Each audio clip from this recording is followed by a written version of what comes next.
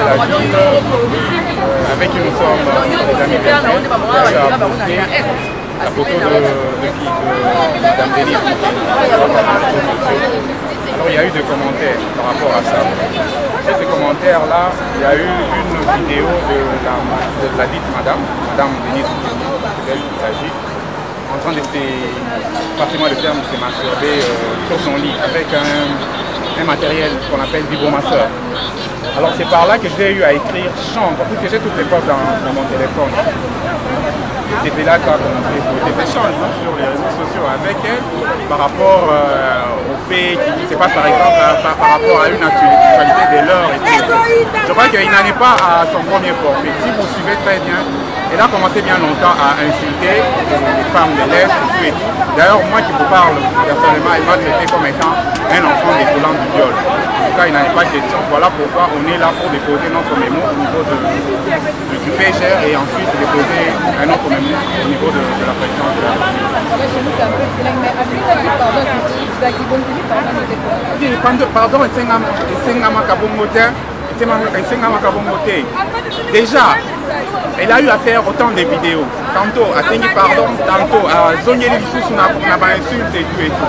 Donc pardon à Bongo to Ndimi Angote. Biso to lingi pardon à Aya Kosenga Ngo liboso ya nini ya justice. Puisque déjà il y a une vidéo qui est en train de circuler disant que non voilà, Biso parmi les 14, puisqu'elle est en train de citer, il y a eu 14 personnes qui l'ont insulté 3 mois durant. Non, moi je suis un garçon bien éduqué, donc je ne peux jamais d'abord l'insulter. Pour quel intérêt?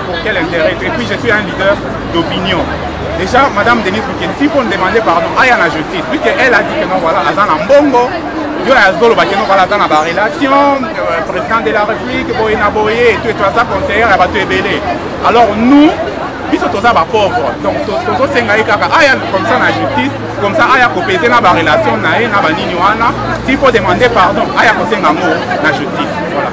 Déjà là, elle est en train de déclencher une guerre tribale, passez-moi le terme. Déjà là, quand il s'est dit que non, voilà, affaire à Balouba.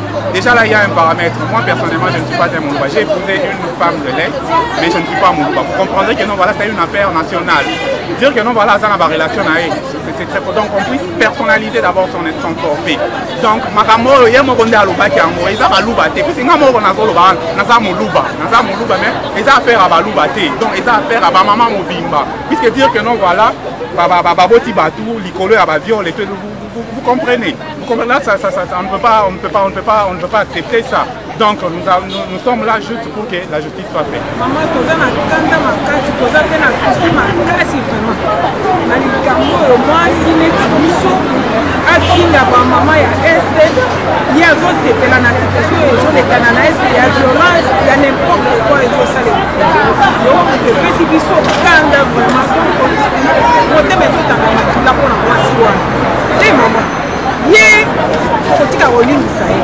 il fallait que tout le monde ait été zazi, on a dit zazi, tout le monde a fait ça pour moi si naïe, il y a les gens qui sont il y a est à l'équipe,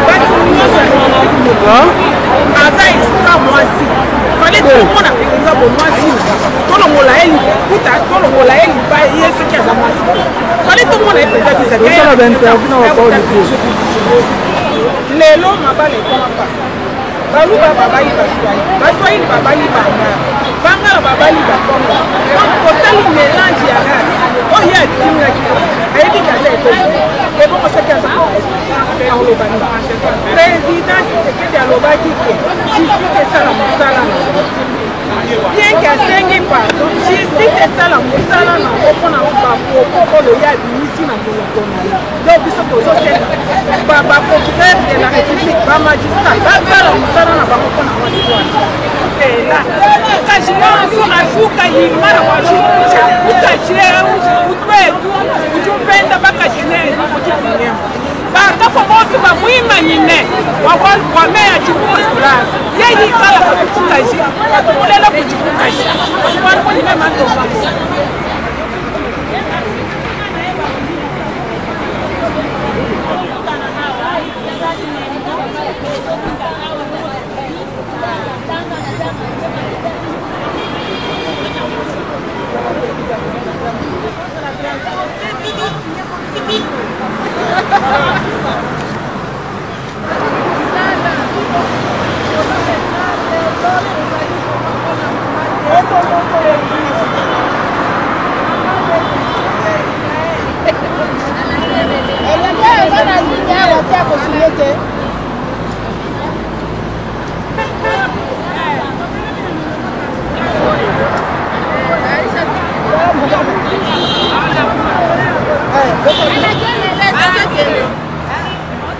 maman, pardon, ils ont l'ambisabilité.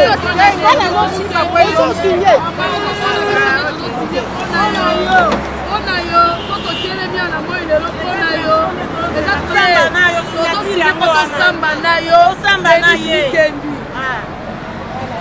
la transporte RDC otumboli SDT otumboli biso nyonso bamama nyonso RDC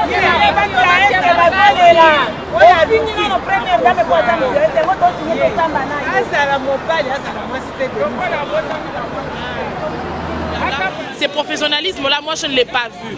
En elle, j'ai vu une femme perdue, une femme qui n'a pas le sens de vie, une femme qui ne connaît pas la valeur de la vie, qui ne se connaît pas elle-même. Parce que quand une femme ose insulter le femme, c'est qu'elle-même, elle ne se connaît pas. Alors moi, je me dis, il y a de quoi. Je ne suis pas seulement venue assister, mais je vais même signer cette pétition. Moi, je vais la signer parce que je ne peux pas accepter que nos mamans, au moment où on est en train de chercher comment remédier à la douleur de femmes de l'Est, et voilà une qui se dit journaliste professionnelle qui vient encore remuer les couteaux dans la plaie de toutes ces femmes. Pendant tout ce temps qu'on est en train de chercher comment cicatriser la blessure de ces femmes de l'Est, elle vient remuer le couteau dans la plaie. En tout cas, moi je me dis, il y a de quoi d'interpeller la justice. Et la justice doit intervenir. Denise doit répondre à ses actes.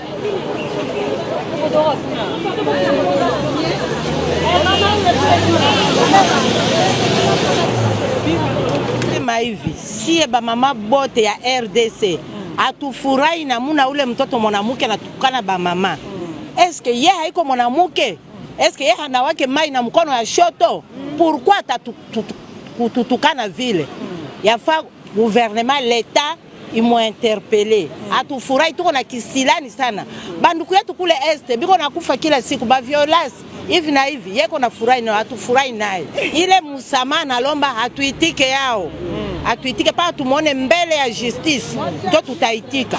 Munu mke mtu ya Congo Central na cartographie ya Bois la Beto mke na ngambo ya l'Ouest. Mais kuiza kusoutenir ba maman parce que mumo c'est mke mama ya Bois la Beto.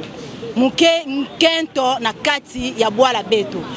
Basi ke na Beto kumona pangi na Beto ya nkento.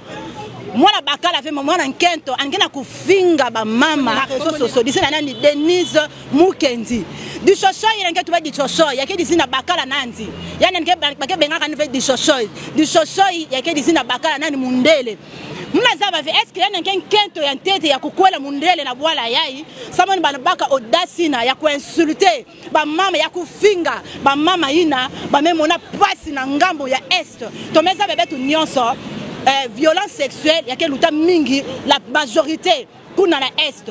Combien de chefs de l'État il y a une lutte discours à Moscou lutter contre la violence sexuelle. À chaque fois depuis 80 depuis les États-Unis, babandi qu'on lutter contre la violence sexuelle oyo. Mais cette dame là, elle prend les kilos d'un tout quand même gagne tout sangala. Tout supporter plina. Ana baka courage à quoi insulter ba mama. Ba tuminga tout ba muke journaliste, c'est vrai, muke journaliste ya nkento. Mule na nzima ve ba finga muninga mun kento, ina butaka na pati ya buta ba violer Kendi. Déjà ba violer na mutu mosi. Combien que ça l'a passé? Maintenant on a 2-3 personnes. Mais ça va faire en tout bayan en quel lutter contre les droits humains, la violence sexuelle. Ou en quel lutter na toto ya ikarato na dizuru to na icham toto. Parce que quand toto ya nkento ina en quel lutter contre la violence, elle avait tenir ma propos ina quel tenir en quel akuvuna en aucun jour Denise a me bundela déjà ma mama na boala ya.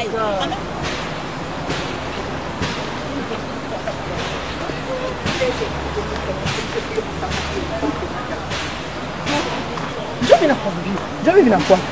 Là, ça marche pas.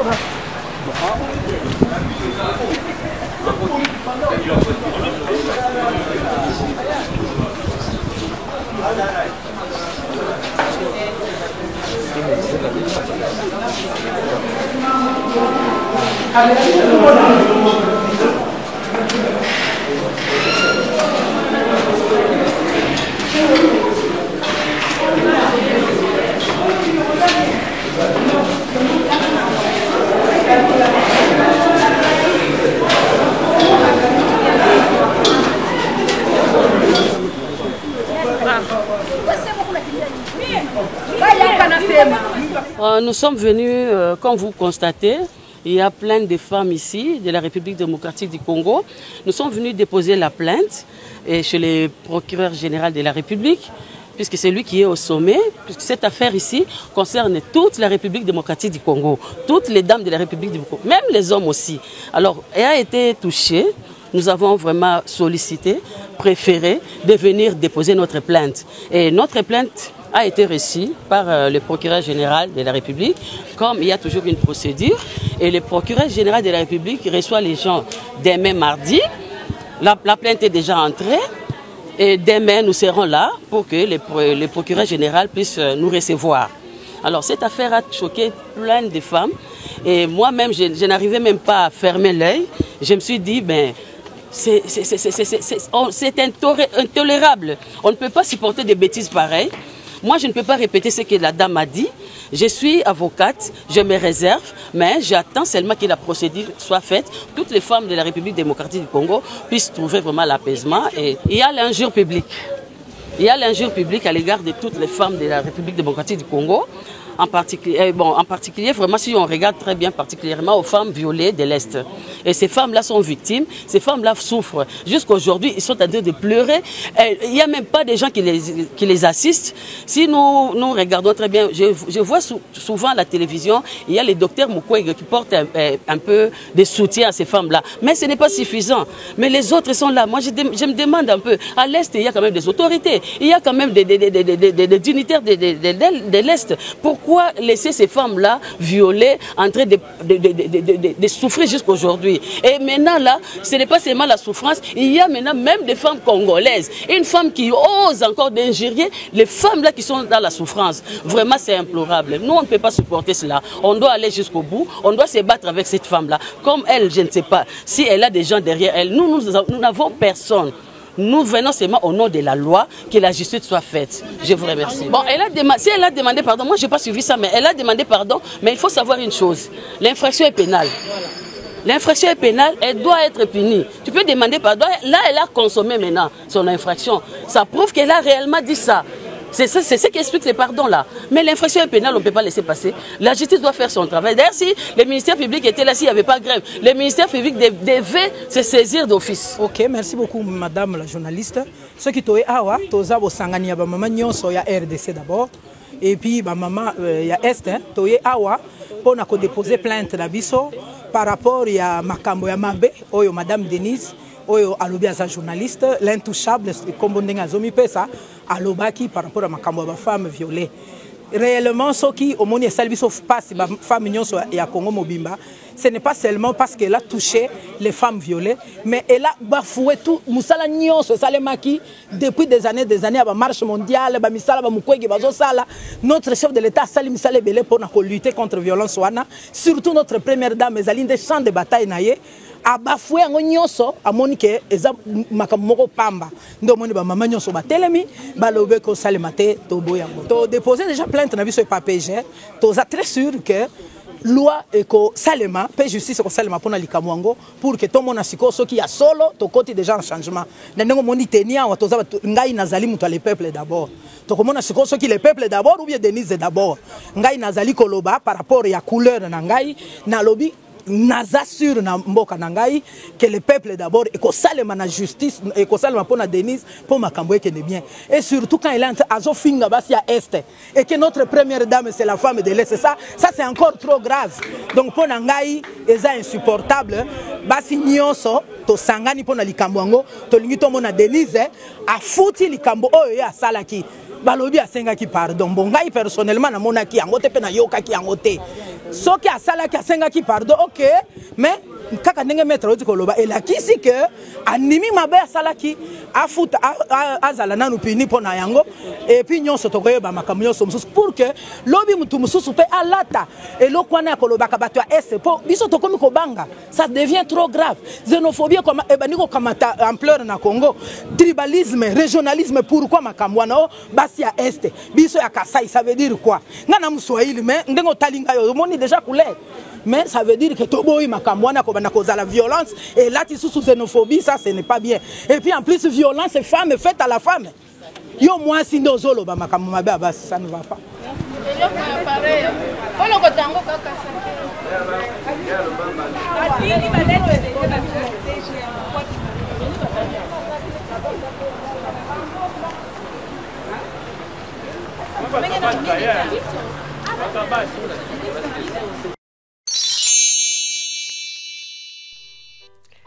Avec Sepela TV, besoin coûte au kima banyongo ezate. Pour pas na biso nyongo ezalate, ça peut faire 1 mois que foutite, fouta 15 livres na autopelicio. Ça peut faire 6 mois que foutite, fouta 15 livres na autopelicio. Même plus de 1 an, ça c'est plus de 1 an, non, foutate au kanisi kozana nyonga makasi. Comme tungsate maman, comme tungsate papa. 15 livres à pamba pour rétablir service non. Et je te dis, on va na andako, on va pas bilinga, Sepela TV.